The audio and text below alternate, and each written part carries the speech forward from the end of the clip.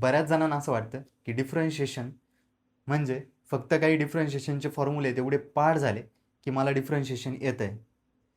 पण फिजिक्सच्या काही कन्सेप्ट आहे, जसं व्हॅलॉसिटी, ॲसेलेरेशन, त्याच्यानंतर करंट, ह्याच्या कन्सेप्ट आहे व्यवस्थित समजून घ्यायच्या असतील तर पहिले डिफरन्शिएशनचा मिनिंग, नेमकं डिफरन्शिएशन काय आहे ते समजून घेणं जास्त महत्त्वाचं आहे. फक्त फॉर्म्युले पाठ असून चालत नाही.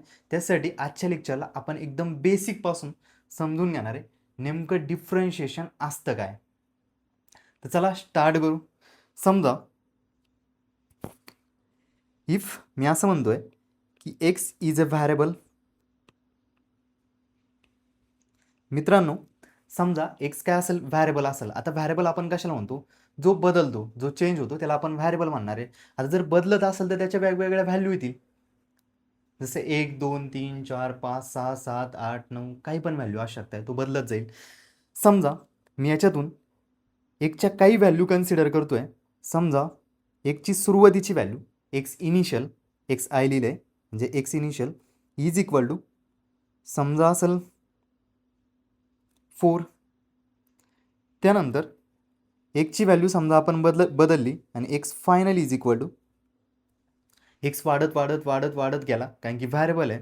आणि वाढल्यानंतर समजा एक्स इज इक्वल टू 10 झालं. जर मी विचारलं की एक्समध्ये किती बदल होतोय, जर समजा delta x is equal to असेल change in x. Delta x म्हणजे चेंज इन एक्स आहे. आधी सुरुवातीला 4 होता, 5 6 7 8 9 10 म्हणजे 6 वाढतोय. हाच जर चेंज आपल्याला लिहायचा असेल तर आपण असं पण लिहू शकतोय, डेल्टा एक्स म्हणजे change in x is equal to x final minus x initial. 6 वाढतोय तर 6 असं पण येईल, x final is equal to किती आहे 10 minus x initial is equal to किती आहे 4. जर आपण दोन्हींचा डिफरन्स घेतला ते येईल इज इक्वल टू 6. म्हणजे delta x is equal to झाला आहे, delta x is equal to आला आहे आपल्याकडं 6. हा जो डेल्टा एक्स आहे याला आपण म्हणतोय, याला नाव दिलं आहे म्हणजेच फायनाईट चेंज इन एक्स. एक्समध्ये झालेला फायनाईट म्हणजे आपण मोजू शकतोय फायनाईट आहे असा बदल. केस नंबर सेकंड आहे. आता समजा एक्स व्हॅरिएबलच आहे, एकच्या व्हॅल्यू काही पण असू शकतात, कंटिन्युअस असू शकतात. समजा इथं मी एकची व्हॅल्यू केस नंबर सेकंडमध्ये एक्स इनिशियल मी तर कन्सिडर करतोय की x initial is equal to समजा असेल आपल्याकडे 2. त्याच्यानंतर एक्स वाढत गेला आणि इथून आपल्याकडे काय एक्स फायनली, आणि x final is equal to समजा असेल 2.001. ओके, एक्स बदलला आहे, आधी 2 होता, थोडा वाढला वाढला वाढला आणि किती झाला आहे 2.002 झाला आहे. होऊ शकतोय. इथं मी असं म्हणतोय की समजा डी एक्स हा काय असेल इन्फिनिटिसिमल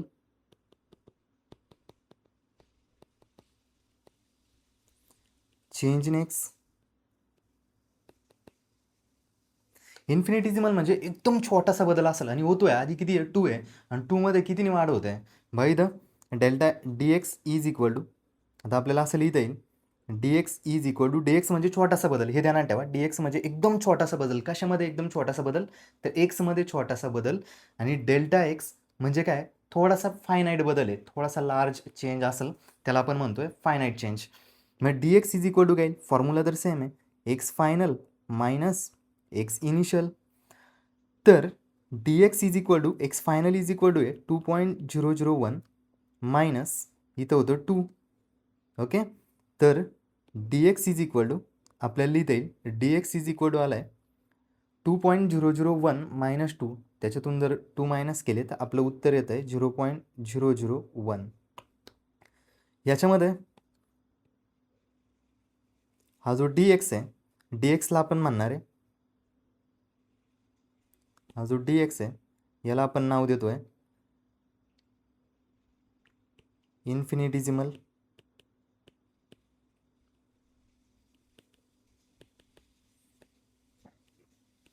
चेंज इन एक्स. एक्समध्ये झालेला एकदम छोटासा बदल. ठीक आहे, तर समजलंय delta x is equal to काय, फायनाईट बदल आहे. एक्समध्ये किती बदल होतो आहे आणि डी एक्स म्हणजे काय एकदम छोटासा बदल आहे. चला एक एक्झाम्पल आपण घेऊ. समजा आपल्याकडे एक फंक्शन दिलं आहे. फंक्शन आधीच्या लेक्चरला एक टॉपिक आपण फंक्शनचा पण घेतला आहे. फंक्शन इज इक्वल टू दिलं आहे y is equal to x square. याच्यामध्ये आपण शिकलो होतो की एक्स इज इक्वल टू असतो independent variable, y is equal to असतो डिपेंडंट व्हॅरिएबल. एकच्या व्हॅल्यू आपण पुट करत चालतो, 1 2 3 4 काही पण असतील, तसं आपल्याला वायच्या व्हॅल्यू येत चालत्या. हे झालं आहे फंक्शन. समजा इथं मी काय करतो आहे, एकच्या वेगवेगळ्या व्हॅल्यू घेणार आहे. समजा मी जर पुट केलं x initial is equal to 2 put केलं. एक्स इनिशियलसाठी मला वायची इनिशियल व्हॅल्यू येईल. वरच्या हा जो हे जे इक्वेशन आहे याच्यामध्ये आपण पुट करतो आहे आणि याच्यात जर पुट केलं तर व्हॅल्यू येईल वाय इज इक्वल टू एकची व्हॅल्यू 2 पुट करायची, मग 2चा स्क्वेअर येईल आणि 2चा स्क्वेअर केल्यानंतर इथे येते 4. तसंच जर मी एकची फायनल व्हॅल्यू म्हणजे एक्स वाढवत गेलो आणि एकची फायनल व्हॅल्यू जर मी 4 घेतली, देन वायची पण फायनल व्हॅल्यू येईल आणि एक्स वाय म्हणजे काय एकचा स्क्वेअर आहे, तर इथं काय होईल 4चा स्क्वेअर आणि 4चा स्क्वेअर केल्यानंतर किती येईल 16. इथून जर मी कॅल्क्युलेट केलं की change in x is equal to किती होतो आहे, तर चेंज इन एक्स पुन्हा आपण असं लिहितो x final minus x initial बरोबर. त्यानंतर delta x is equal to येईल x final is equal to 4 आहे, त्याच्यातून मायनस करतो आहे आपण 2, म्हणजेच डेल्टा एक्स येईल मित्रांनो 4 minus 2 is equal to 2. Okay, simple आहे. हा झाला एक्स मागचा बदल. जर मी सेम वाय मागचा जर बदल कॅल्क्युलेट केला तर वाय मागचा चेंज किती येईल, इथं असं लिहायला आलं आपल्याला delta y is equal to y final minus y initial आणि delta y is equal to येईल y final is equal to किती आहे 16 minus y initial is equal to किती आहे 4. तर delta y is equal to आपला answer येतं आहे 16 मायनस 4 इज इक्वल टू 12. जबरदस्त आलंय. याचा अर्थ काय आला, जर मी एक्समध्ये बघा इथं एक्स आपण काय होता आधी सुरुवातीला 2 होता, नंतर 4 केला, म्हणजे एक्समध्ये आपण कितीने बदल करतोय तर 2नी बदल करतोय. ॲन्सर झालं आहे. तसं पण येतं आहे आपल्याकडं. जर मी एक्समध्ये 2नी बदल करतोय ह्या फंक्शनमध्ये एक्समध्ये जर मी 2नी बदल केला तर वायमध्ये कितीने बदल होतोय 12ने, म्हणजे 12नी बदल होतोय. तर इथं डिफरन्शिएशनचा मिनिंग आपण समजून घेतोय. डिफरन्शिएशन एक्झॅक्टली काय आहे, इथं जर मी असं लिहिलं delta y divide by delta x.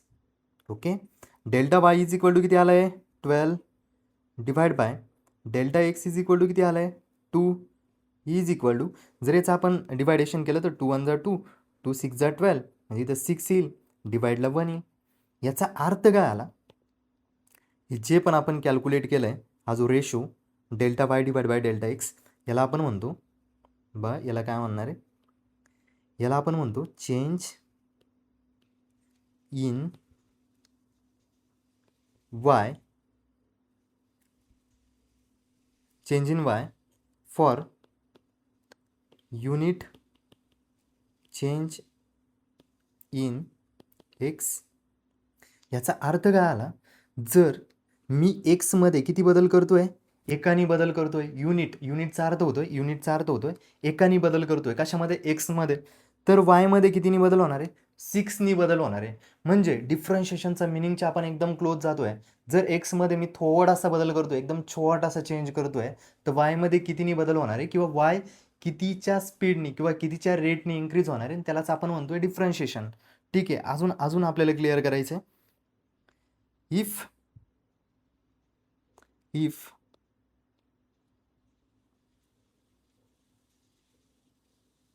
Change हा जर चेंज आहे in x is very small, एक्समध्ये जर आपण बदल करतोय आणि तो बदल जर व्हेरी स्मॉल असेल एकदम छोटासा तर काय होईल, हा जो डेल्टा एक्स आणि डेल्टा वाय आहे ना वरती आपण बघितलं आहे बघा इथं, जर चेंज खूप कमी असेल तर तो चेंज आपण कशाने रिप्रेझेंट करतोय डी एक्सनी.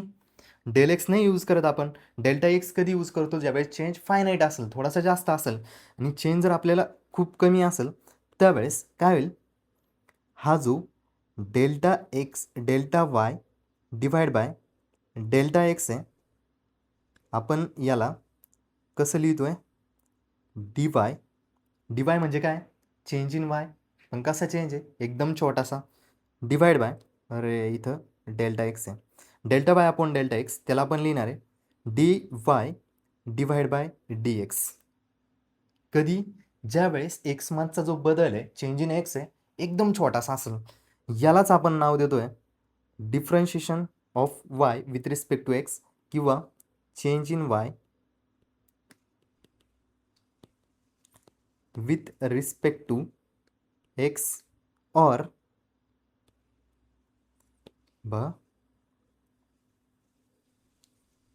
की आपल्याला फॉर्म्युला आला आहे, फॉर्म्युला जनरेट झाला आहे, आपल्याकडं मिनिंग कळतो आहे आपल्याला. अजून आपण मिनिंग समजून घेण्याचा प्रयत्न करणार आहे, एकदम म्हणजे कन्सेप्ट क्लिअर होऊन जाईल.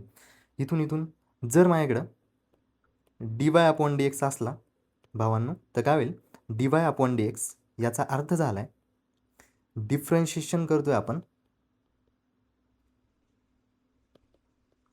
डिफरन्शिएशन ऑफ, कशाचं डिफरन्शिएशन आहे, वायचं, आणि कशाच्या विथ रिस्पेक्ट टू आहे, एकच्या विथ रिस्पेक्ट टू. याचा मराठीतून एकदम सिम्पल मिनिंग आहे की जर आपण एक्समध्ये छोटासा बदल केला तर वायमध्ये कितीच्या रेटनी बदल होणार आहे किंवा कितीनी बदल होणार आहे, त्यालाच आपण म्हणतोय डिफरन्शिएशन. ओके, तुम्हाला अजून जर मी कन्सेप्ट क्लिअर करायची असेल तर सध्या टाईम आहे कंटिन्युअसली वाढतोय, म्हणजे टाईम एक व्हॅरिएबल झाला आहे जो कंटिन्युअसली बदलतोय. आणि समजा हा पेन आहे, पेनची पोझिशन आहे, मी इथून ते इथपर्यंत बदलतोय. तर मी जर तुम्हाला विचारलं आहे, जर टाईम 1 सेकंदाने बदलला, व्यवस्थित बघा, टाईम जर 1 सेकंदाने बदलला तर पेनची पोझिशनमध्ये किती बदल होतोय, तर आपण कॅल्क्युलेट करू शकतोय. म्हणजे सगळी कन्सेप्ट आहे हिची, ती आपल्याला नंतर फिजिक्समध्ये यूज करायची आहे. म्हणून मी तर म्हणतोय की व्यवस्थित क्लिअर समजून घ्या. समजलं आहे, डिफरन्शिएशन म्हणजे सिम्पल आहे. जर एक्समध्ये, म्हणजे एक्स हा एक व्हॅरिएबल आहे, त्याच्यामध्ये जर थोडासा बदल झाला तर वायमध्ये किती बदल होणार आहे, त्यालाच आपण म्हणणार आहे डिफरन्शिएशन. पुढचा जो पॉईंट आहे ज्याच्यामध्ये आपल्याला शिकायचं आहे graphical representation of differentiation. Okay, ग्राफवरती कोणता पण ग्राफ आहे त्याच्यावरती डिफरन्शिएशन नेमकं काय देणार आहे आपल्याला. ठीक आहे, मी घेतोय कोऑर्डिनेट ॲक्सिस. आपल्याकडे 2 कोऑर्डिनेट ॲक्सिस आहे, एक ॲक्सिस आहे एक्स, हा झाला या साईडला एक्स, आणि दुसरा कोऑर्डिनेट ॲक्सिस आहे वाय. आणि आपल्याला जे फंक्शन दिलं आहे ते सिम्पल फंक्शन घेतोय, कारण की आपल्याला समजून घ्यायच्या गोष्टी हळूहळू आपण जसं पुढे शिकणार आहे तसं थोडेसे अवघड फंक्शन पण आपण शिकणार आहे, इथं समजून घेण्यासाठी फक्त. तर जर समजा आपल्याला फंक्शन दिलं आहे y is equal to x square, दिसतं इथं sir y is equal to x square. तर याचा मी एक ग्राफ ड्रॉ करतोय, ग्राफचं टेन्शन ना घेऊ, ग्राफ पण आपण शिकणार आहे, पण सध्या एक ग्राफ ड्रॉ करतोय. समजा हा एक ग्राफ आहे, ठीक आहे.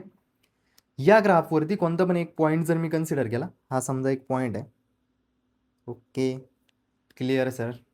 या पॉईंटवरती, या पॉईंटचे कोऑर्डिनेट असतात, जर कोऑर्डिनेट ॲक्सिसवरती कोणती पण लाईन ड्रॉ केली किंवा एखादा पॉईंट घेतला, त्या पॉईंटचे 2 कोऑर्डिनेट असतात.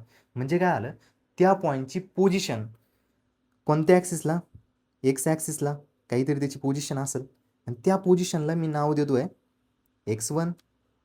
ठीक आहे, तसंच त्या पॉईंटची जी पोझिशन असेल ती पोझिशन वाय ॲक्सिसला काहीतरी असेल, आणि त्याला आपण नाव देणार आहे y1. सेम, समजा मी अजून दुसरा एक पॉईंट घेतोय याच्यावरती, समजा इथं कुठेतरी एक पॉईंट आहे, हा जो पॉईंट आहे या पॉईंटचा एक्स ॲक्सिसवरती त्याची जी पोझिशन आहे ती पोझिशन असेल x2, आणि सेम वाय ॲक्सिसवरती त्याची पोझिशन असेल, अरे y2. करेक्ट. आता काय, ही जी दोन, ही झाली कर्व झाली एक, आपण जी ड्रॉ केली ती एक कर्व आहे, त्या कर्वमधून अशी एक लाईन, जी लाईन 2 पॉईंटमधून इंटरसेक्ट होईल त्याला आपण म्हणतो सेकंड.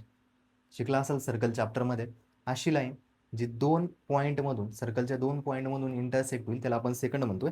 आणि या 2 पॉईंटमधून पास होणारी एक लाईन मी ड्रॉ करतोय, लाईन आपण ड्रॉ करतोय, ही झाली लाईन इथून, नाही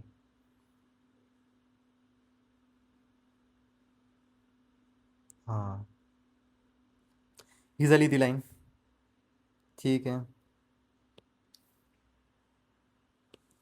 काय होईल आता, ही जी लाईन आहे पॉझिटिव्ह एक्स ॲक्सिस सोबत किती अँगल तयार करते, समजा तो असेल थिटा, हा हिचा जो अँगल आहे याला आपण काय म्हणतोय, थिटा म्हणतोय. पण ती सेकंड आहे, ती पॉझिटिव्ह एक्स ॲक्सिस सोबत जेवढा अँगल तयार करणार आहे त्याला आपण थिटा म्हणणार आहे. तर इथे एक ट्रायंगल तयार होतोय, जर तुम्हाला दिसला. समजा मी इथं जॉईन केलं इथून ते इथपर्यंत, ओके, आणि इथून ते इथपर्यंत जर आपण जॉईन केलं तर एक राईट अँगल ट्रायंगल तयार झाला आहे. ओके, हा झाला आहे राईट अँगल ट्रायंगल. या राईट अँगल ट्रायंगलमध्ये जर मी तुम्हाला विचारलं ही जी लेंथ आहे एवढी लेंथ किती असेल, तर आपण इकडे बघणार, इकडे किती येईल, इथे येईल, इथपर्यंत येतं y2, इथपर्यंत येतं y1. म्हणजेच y2 मधून जर y1 जर मी मायनस केला तर मला एवढी लेंथ येईल आणि तीच लेंथ इथं आहे. म्हणजेच काय होईल, ही जी लेंथ असेल ती असेल y2 minus y1 is equal to, त्यालाच आपण काय म्हणतो, डेल्टा वाय. तसंच ही जी लेंथ आहे इथून ते इथपर्यंत, ही लेंथ जर मला कॅल्क्युलेट करायची असेल तर x2 एवढा आहे, त्याच्यातून मी एवढी लेंथ x1ची जर मायनस करून टाकली तर आपल्याला येईल इथून x2 मायनस x1 म्हणजेच डेल्टा एक्स. करेक्ट आहे.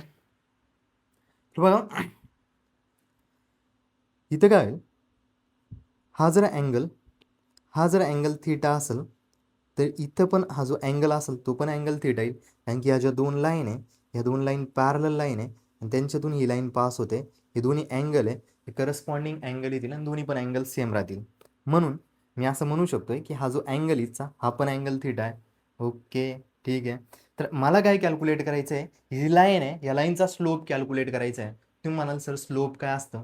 स्लोप म्हणजे मराठी भाषेमधून एकदम सोपा शब्द आहे, उतार आपण ज्याला म्हणतो किंवा उतरण म्हणतो. मला माहीत नाही तुमच्या भागामध्ये काय म्हणतात त्याला, कमेंटमध्ये तुम्ही टाईप करू शकताय. इथं हा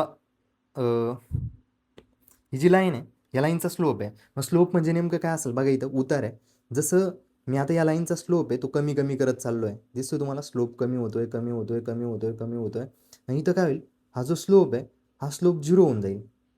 ओके, आणि जसं जसं मी लाईन वरती वरती वरती वरती नेतोय तस तसा अँगल वाढतोय, तस तसा अँगल वाढतोय, तस तसा अँगल वाढत चाललाय वाढत चाललाय वाढत चाललाय वाढत चाललाय वाढत चाललाय. आणि ज्या वेळेस मी तर स्ट्रेट लाईन येईल त्यावेळेस स्लोप एकदम जास्त असला पाहिजे, इन्फिनिटी असला पाहिजे, मॅक्झिमम स्लोप असला पाहिजे. आणि मी सध्या इथं आहे, मला या पॉईंटला स्लोप कॅल्क्युलेट करायचं आहे, म्हणजे उतार कॅल्क्युलेट करायचं आहे किती असेल. आता काय होईल, जर असं कन्सिडर करा, स्लोप मी जस्ट एक्सप्लेन करतोय की स्लोप काय आहे. इथं खाली असं कन्सिडर करा, इथं एक भिंत आहे, ही भिंत आहे आणि खाली सरफेस आहे.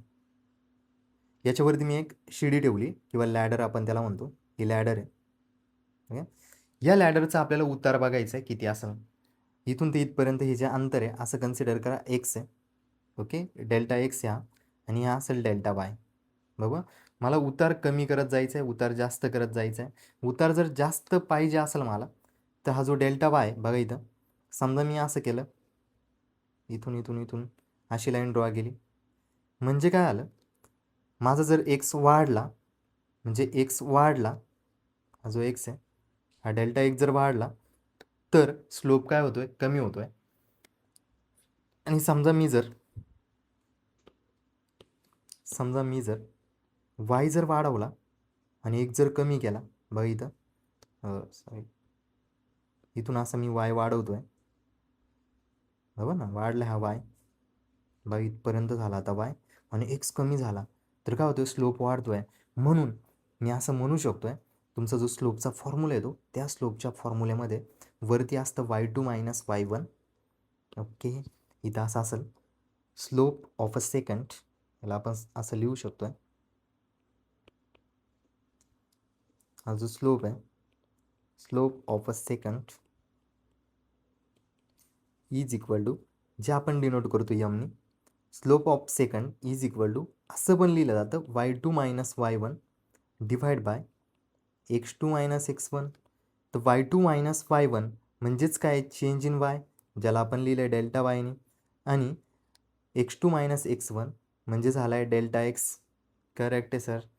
डेल्टा वाय, आता इथे या बघा, इथं काय होतं, हा जो ट्रायंगल तयार झाला आहे राईट अँगल ट्रायंगल आहे पहिले तर, या राईट अँगल ट्रायंगलमध्ये थिटाची अपोजिट साईड म्हणजे डेल्टा वाय आहे आणि थिटाची ॲडजसंट साईड म्हणजे काय डेल्टा एक्स आहे.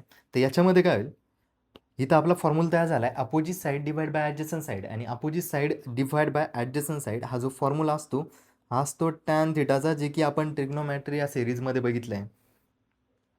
म्हणजेच मी असं लिहू शकतो आहे इथून की स्लोप ऑफ सेकंड हा इथं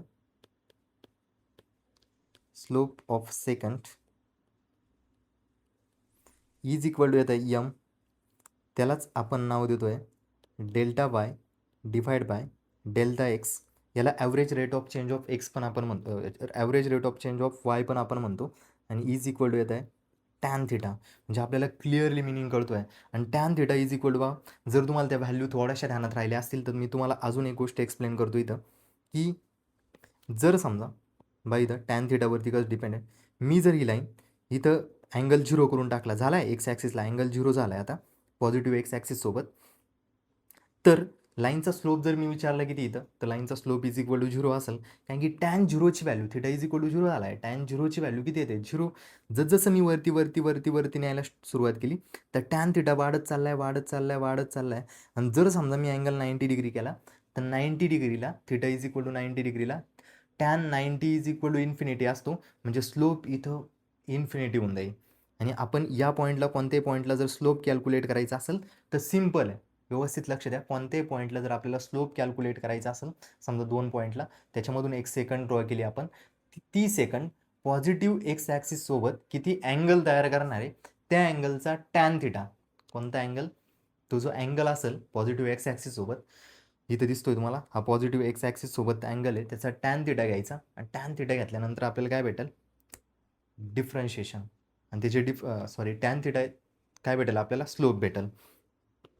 मग हा एक फॉर्म्युला आपला तयार झाला आहे जो की आपल्याला काय देतो आहे स्लोप ऑफ सेकंड. ओके. आणि delta y divide by delta x आहे, याला आपण म्हणतो आहे काय की ॲव्हरेज रेट आहे, हा average rate of change of Y. ठीक आहे. आता समजा पुन्हा एकदा तोच ग्राफ आपण मागणार आहे पण फक्त थोड्याशा वेगळ्या स्वरूपात. बघू इथं काय होतं. समजा हा एक ग्राफ आहे, आधी पण आपण बघितला आहे सेम तोच ग्राफ आहे, y is equal to x स्क्वेअरचा आपलं फंक्शन आहे. आणि त्या ग्राफवरती मी इथं समजा एक टँजंट ड्रॉ करतो आहे. टँजंट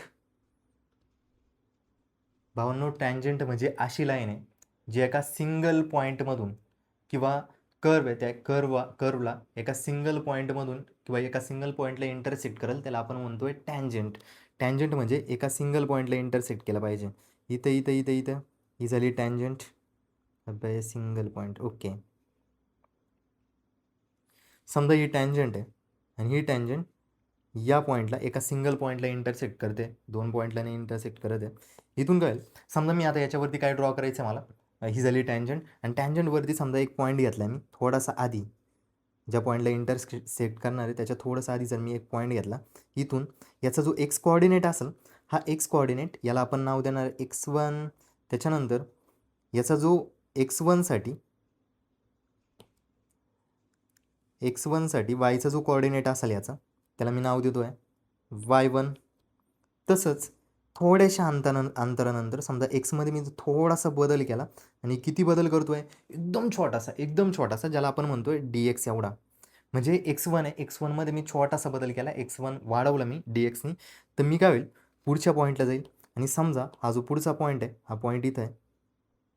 ठीक आहे. आणि या पॉईंटचा जो कोऑर्डिनेट असेल तो मी असं कन्सिडर करतो आहे, एक्समध्ये आपण छोटासा बदल करतो आहे, एकदम छोटासा बदल करतो आहे. आणि बदल केल्यानंतर आपण या पॉईंटला येणार आहे आणि या पॉईंटला मी नाव देतो आहे x2. याचा जो वाय कोऑर्डिनेट असेल त्याला पण आपण नाव देणार आहे, हा जर x2 असेल तर तो असेल y2. करेक्ट आहे, हा असेल y2. तर हा सेम आहे. ही जी टँजंट ड्रॉ झाली, टँजंटचा पण आता स्लोप काहीतरी असेल. मग स्लोप कॅल्क्युलेट करण्यासाठी सगळ्यात महत्त्वाची गोष्ट आहे काय करायचं, पॉझिटिव्ह एक्स ॲक्सिससोबत ती जी लाईन आहे ती लाईन पॉझिटिव्ह एक्स ॲक्सिससोबत किती अँगल तयार करते ते बघायचं. समजा तो अँगल आहे त्या अँगलला आपण थिटा कन्सिडर करतो आहे. हा जर अँगल थिटा असेल तर वरती इथं थोडंसं बघा, इथं एक राईट अँगल ट्रायंगल तयार होतो आहे. हो सर झाला आहे, हा झाला आहे राईट अँगल ट्रायंगल. या राईट अँगल ट्रायंगलमध्ये हा जर अँगल थीटा असेल तर 100% हा जो वरचा अँगल आहे हा पण किती असायला पाहिजे, थीटा. का, मी तुम्हाला आधीच वरती सांगितलं आहे की इथून ही स्ट्रेट लाईन आहे, ही स्ट्रेट लाईन आहे, याच्यातून एक लाईन पास होते, म्हणजे दोन्ही अँगल सेम असतील. आता मला याच्या ज्या साईड्स आहे त्या साईड्स बघायच्या किती असतील.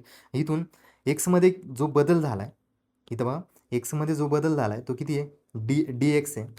तर वायमध्ये जो बदल होतो इथं, हा जो वायमध्ये बदल होतो आहे तो वायमध्ये किती बदल होईल, अरे डी वाय. हा जो बदल असेल तो किती असेल, डी वाय असेल. याचा अर्थ ट्रायंगलची ही जी साईड आहे ती असेल डी वाय आणि ही जी साईड आहे ती असेल डी एक्स. याला आपण असं लिहू शकतो की डी वाय आणि ही जी साईड आहे या साईडला आपण लिहू शकतो डी एक्स. तर बघा आता स्लोप ऑफ टॅन्जंट आहे ना, स्लोप ऑफ टॅन्जंट खूप जास्त इम्पॉर्टंट आहे फिजिक्सच्या नंतर.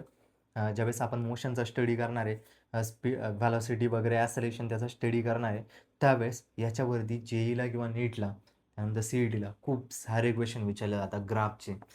त्याच्यासाठी हा पॉईंट एकदम व्यवस्थित समजून घ्या, खूप कामात येईल तुमच्या. मी इथं काय, हा जो ट्रायंगल आहे ट्रायंगलसाठी आपल्याला कॅल्क्युलेट करायचं आहे स्लोप. मी इथं सॉरी ती लाईन आहे टॅन्जंट आहे त्यासाठी स्लोप कॅल्क्युलेट करायचं आहे. मग आपण असं म्हणू शकतो इथं की slope of a tangent is equal to, समजलं आहे आधी पण आपण त्याला आपण म्हणतो यम. आता यम जर मला लिहायचं असेल तर मला काय काय लागतं आहे, इथं del y is equal to d y is equal to, मी असं आत्ता पण लिहू शकतो आहे, असतो y2 मायनस y1 आणि हा इज इक्वल टू असतो x2 मायनस x1. आणि हे ध्यानात ठेवा हा जो स्लोप आहे तो वायवरती डायरेक्टली प्रोपोर्शनल असेल, म्हणजे वाय जेवढा जास्त आहे जसं स्लोप आहे इथं मला जर स्लोप कॅल्क्युलेट करायचा आहे, जेवढा वाय कमी असेल हा वरती वाय आहे, जेवढा वाय कमी असेल तेवढा स्लोप कमी आहे. जसं वाय वाढत चालला आहे वरती वरती वरती तसं स्लोप पण वाढत चालला आहे, म्हणजे वायवरती आणि एक्स कमी होतो आहे, म्हणजे इन्व्हर्सली प्रोपोर्शनल टू एक्स असेल. म्हणून हा जो स्लोप आहे तो आपण असं लिहितो y2 minus y1 divide by x2 minus x1. Okay, त्यालाच वरती आपण काय लिहिलं आहे, चेंज आहे व्हेरी स्मॉल आहे. आणि जर चेंज व्हेरी स्मॉल असेल त्याला आपण असं लिहितो डी वाय आणि इथं डिवाइडला येईल डी एक्स. ओके, हा झाला आहे slope of tangent.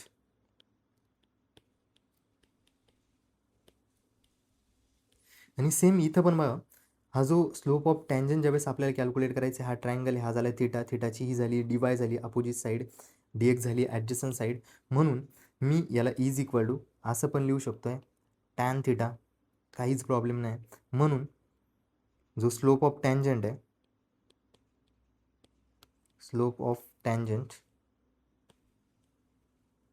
Is equal to येतं टॅन थीटा, आणि टॅन थीटाच म्हणजेच काय, d y upon d x. याचा अर्थ समजून घ्या की कोणतंही फंक्शन आहे त्या फंक्शनचं डिफरन्शिएशन काय दिलं आपल्याला, स्लोप देईल टॅन्जंटचा. तर मी लिहितो आहे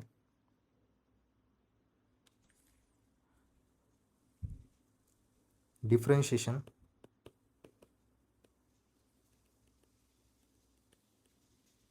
of a function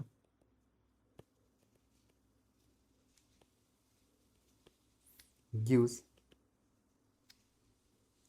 slope of tangent of a curve due to that function. तो जो फंक्शन आहे त्या फंक्शनचा जो कर्व येणार आहे त्या कर्ववरती कोणत्याही पॉईंटला जर आपल्याला कॅल्क्युलेट करायचा असेल स्लोप कशाचा, टॅन्जंटचा, तर आपण काय करणार आहे, फक्त फर्स्ट डिफरन्शिएशन घेणार आहे. ते फर्स्ट डिफरन्शिएशन आपल्याला टॅन्जंटसाठी स्लोप कॅल्क्युलेट करून दिली. म्हणजे आपण काय काय बघितलं आहे, पहिली गोष्ट डिफरन्शिएशन काय असतं, तर डिफरन्शिएशन एकदम व्यवस्थित कळलं. डिफरन्शिएशन जर आपण एक्समध्ये छोटासा बदल केला तर वायमध्ये, म्हणजे फंक्शन वायमध्ये किती बदल होणार आहे, दुसऱ्या व्हॅरिएबलमध्ये किती बदल होणार आहे, त्याला आपण म्हणतोय डिफरन्शिएशन. त्यानंतर त्याचा ग्राफिकल रिप्रेझेंटेशन पण बघितलं आहे. पुढच्या लेक्चरमध्ये, हे लेक्चर पार्ट नंबर 1 होता, आणि पुढच्या लेक्चरमध्ये आपण सर्व फॉर्म्युले त्याच्यानंतर डिफरन्शिएशन कसं सॉल्व करायचं एकदम क्लिअर, त्याचे खूप सारे एक्झाम्पल आपण पुढच्या लेक्चरमध्ये बघणार आहे. थँक्यू.